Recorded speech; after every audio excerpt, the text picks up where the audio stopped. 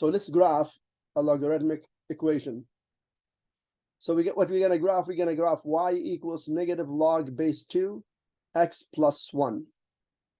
We have three methods: the first method, the second method, and the third method, math for dummies. So this is maybe for students who don't know how to work with logs well, they could use this method. So to be able to graph this, I have to know the parent graph, which is y equals log base 2x. Y equals log base 2x. You have the point 1 and 0, 2 and 1, 4 and 2. These points didn't just come like that. We had to plug the 2, the 4, and the 1 into the x to solve. And you know, so log base 2 x equals y. These points here, they came using the log rule, which is this raised to the power of this gives you this. So if we look at 2 and 1, x is 2, y is 1, so see 2 raised to the power of 1 gives you 2. If you look at the 4 and 2, x is 4, y is 2, and you know 2 raised to the power of 2 gives you 4. If you want to look at the first point, 1 and 0, so if that's 1 and that's 0, then you know 2 raised to the power of 0 gives you 1. So that's how these points came all about. So you could even, like if you want to make x 8, for instance, here, then we know y would be 3, because 2 raised to the power of 3 gives you 8.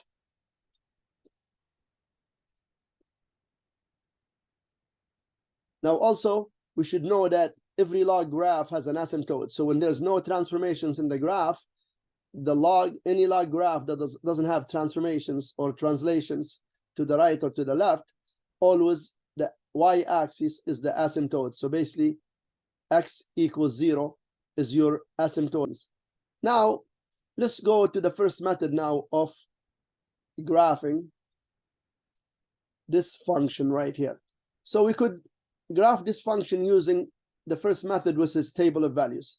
So table of values here, you have to be smart about using your values right here.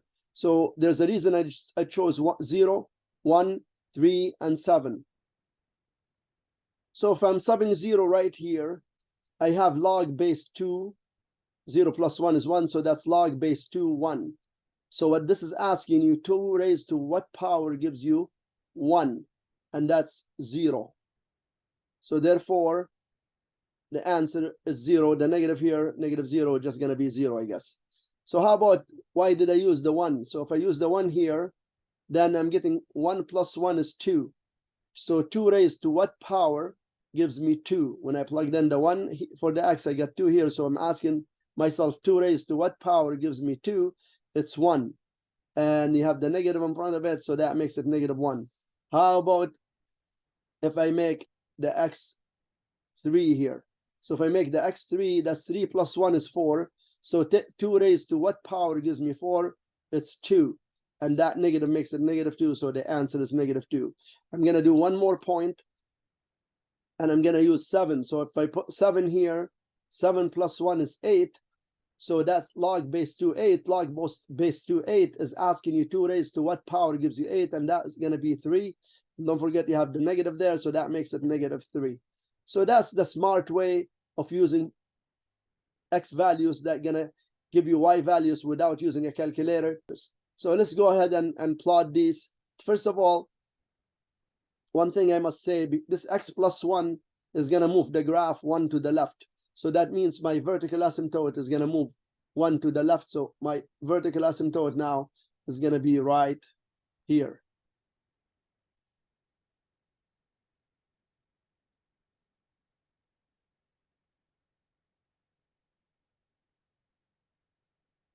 Let's plot this point, 0 and 0, 1 and negative 1, right here, and 3 and negative 2, right here, and 7 and negative 3, right here. And my graph is going to look more like this.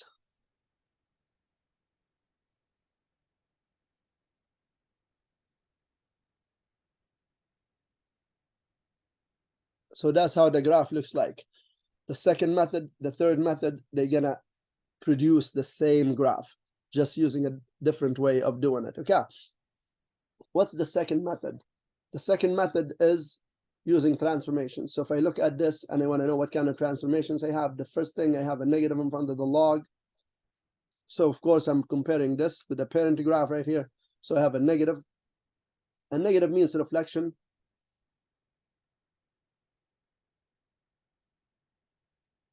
Over the x-axis.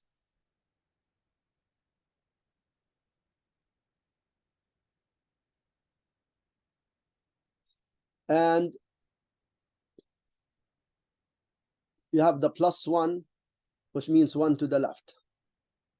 So the graph moved 1 to the left. So now let's look at this points right here. So here, this point here, it's a reflection over the x-axis. The point is right on the x-axis, so it doesn't reflect. And then it's 1 to the left, so it goes right there. And you could see that we're getting the same points, basically. I take this one, I reflect it over the x-axis, so it's right here, and this is the x-axis, so it goes, the point goes right there. And then it goes 1 to the left, so it's going to go right there. This here is going to go reflect, so it's 2 away from the x-axis, so it goes 2 away this way, and then it moves 1 to the left, so it goes right there. Okay, so that is the other way of finding these points and then graphing this graph right here. How about the third method, which is math for dummies? And this here, the person chose any random points, and then he wants to plug them into here and make sure he knows he could use the calculator doing the change of base. And if you remember, the change of base is, if you have log base ax, you could change it to log x over log a. And when you do that, the base now here is 10 for both of them, and then therefore you could use your calculator to do this. Okay, now what does that mean? It means I'm going to change this equation to y, or that equation right here, to y equals negative log x plus 1 over log 2. So now the base is 10 for both of them. So if I sub in -2 here, I go -2 plus 1 is -1, and the person is going to go ahead and then try to do log -1, and the calculator is going to say error. He's going to try again and thinks, oh my God, why is this not working? I don't think it's going to work. Hey, you cannot log a negative number. I always told you cannot log a negative number. So -2, get rid of that. That's not going to log. Now he's going to put 0 in there, and then he's going to get log 1. Because when you put 0, x plus 1, 0 plus 1 is 1. And then if you do log 1 in your calculator, you're going to get 0. 0 divided by anything, like log 2 is going to give you a number, but 0 divided by anything is going to give you 0. So you're going to get that. Now, when the person puts 2 in here, he's going to get 2 plus 1 is 3. Okay. Now, if you're going to go log 3 divided by log 2, so log 3, I'm just going to do that in my calculator, equals, and is going to give them 1.584. So he's going to round it to 1.6.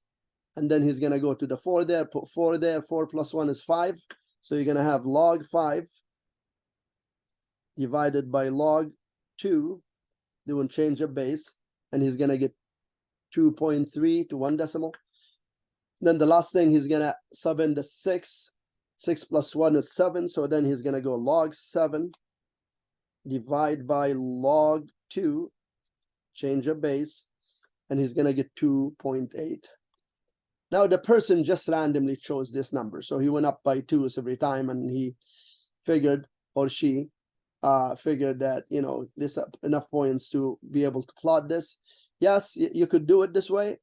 Your graph, it's not the smartest way of doing it, but it still works, and I think you should be able to get a full mark doing this, as long as you draw your vertical asymptote, because you know the graph moved 1 to the left, so your vertical asymptote, the y-axis, is going to move 1 to the left.